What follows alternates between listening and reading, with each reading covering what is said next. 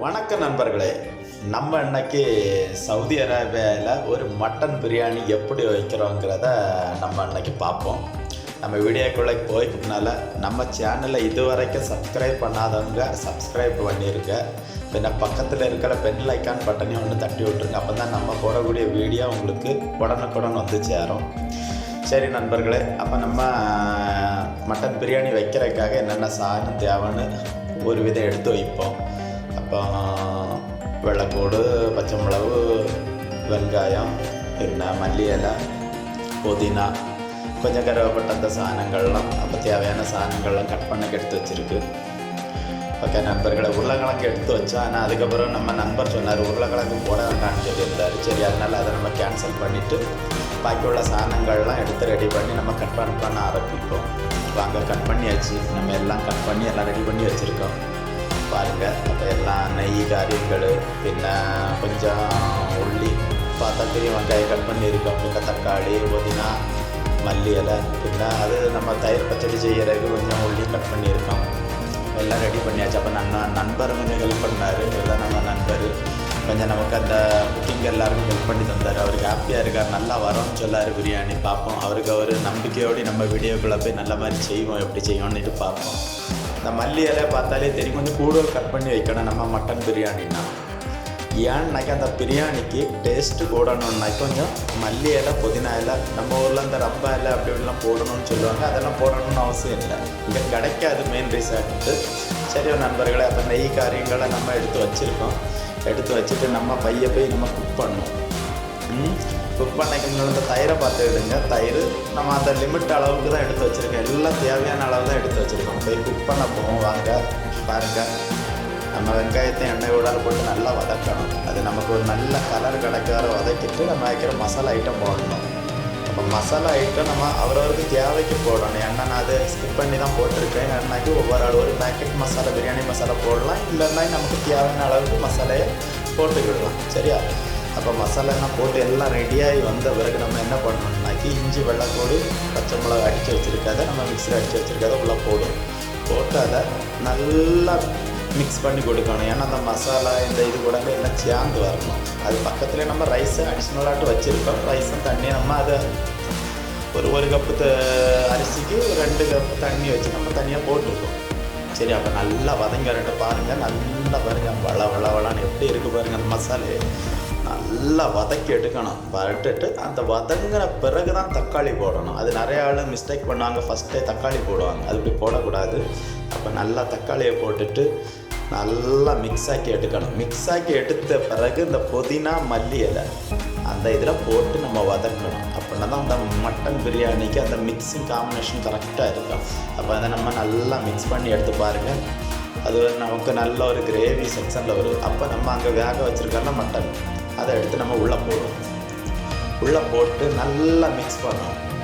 பாருங்கள், உங்களுக்கு பார்த்தாலே தெரியும். உள்ளே நமக்கு ரொம்ப இல்லை, அந்த ரைஸுக்கு 1 கிலோ ரைஸுக்கு ஒரு 1.5 கிலோ அந்த மட்டன் அந்த மாதிரி தான் நம்ம வாங்கணும். ரொம்ப மிக்ஸிங்காக அங்கே இங்கே மாறக்கூடாது.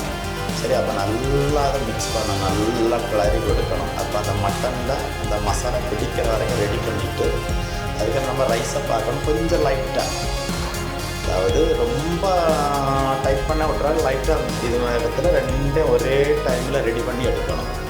ரெடி பண்ணி எடுத்துகிட்டு பாருங்கள், நல்லா மிக்ஸ் பண்ணுறேன். மிக்ஸ் பண்ணி முடிச்சாச்சு நண்பர்களே. பார்ப்போம். அதுக்கப்புறம் கொஞ்சம் தயிர், ஒரு 4 ஸ்பூனு தயிரை நம்ம போடணும். தயிர் மட்டன் பிரியாணிக்கு கண்டிப்பாக போடணும். சில மக்கள் தயிர் போடாது. அப்போ அந்த தயிர் போட்டால் நமக்கு அந்த மட்டன் பிரியாணி ஒரு சாஃப்டும் கிடைக்கும், ஒரு டேஸ்ட்டும் கூடுதல் கிடைக்கும்.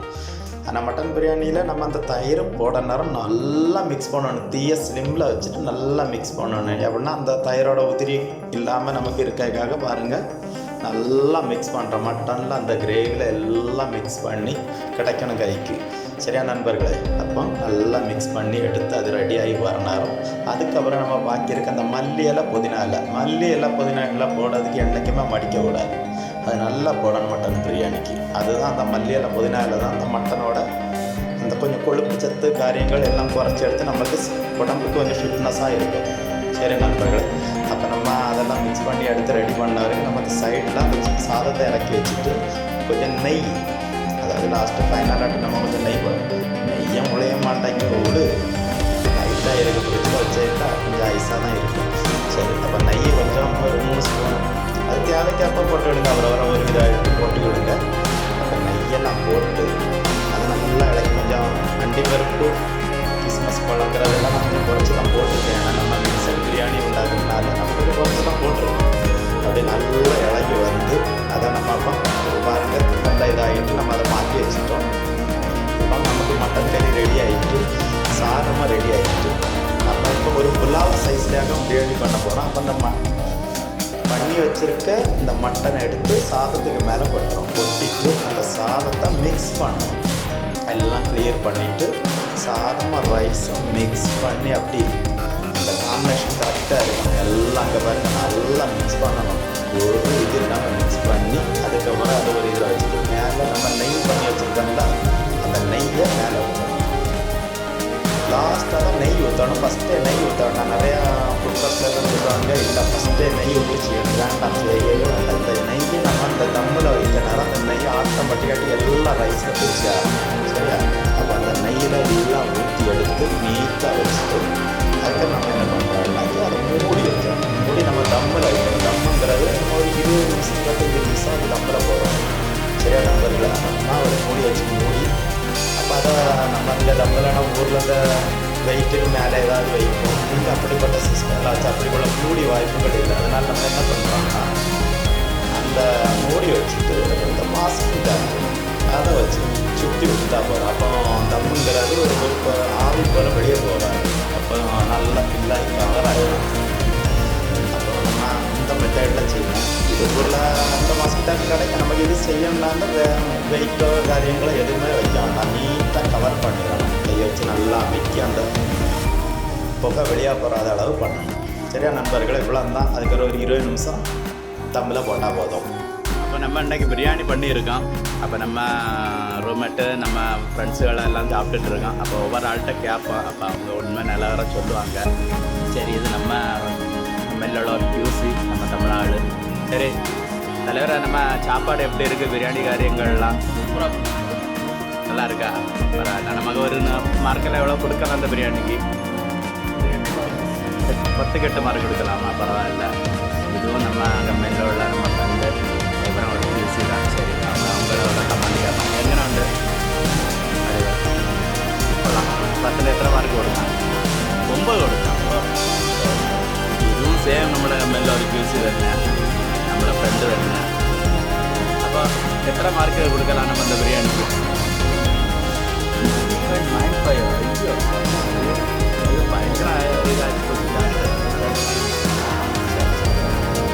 இது நம்ம இன்னொரு ஃப்ரெண்டு, இவரும் ஒரு QC தான். எப்படி பிரியாணி எப்படி இருக்குது? நல்லா இருக்குது. நம்ம பிரியாணிக்கு எவ்வளோ மார்க் கொடுக்கலாம்? 9. பார்த்து விடுங்க நண்பர்களே. நம்ம பிரியாணி வைக்கிறது மட்டும் இல்லை, சாப்பாடும் நம்ம சாப்பிட்ட நேரம் அதுக்குள்ள கமெண்ட்டும் சேர்த்து தான் போடுறோம். அதனால் நம்ம வீடியோக்கு லைக் பண்ணுங்கள், ஷேர் பண்ணுங்கள், சப்ஸ்கிரைப் பண்ணுங்கள். எல்லாருக்கும் முகத்தில் உள்ள ஒரு சந்தோஷத்தை பாருங்கள். அந்த பிரியாணி சாப்பிட நேரம் இதை பார்த்துட்டாவது ஒரு ஷேர் பண்ணி விட்டு ஒரு சப்ஸ்கிரைபரை கூட்டித்தாங்க. வணக்கம் நண்பர்களே.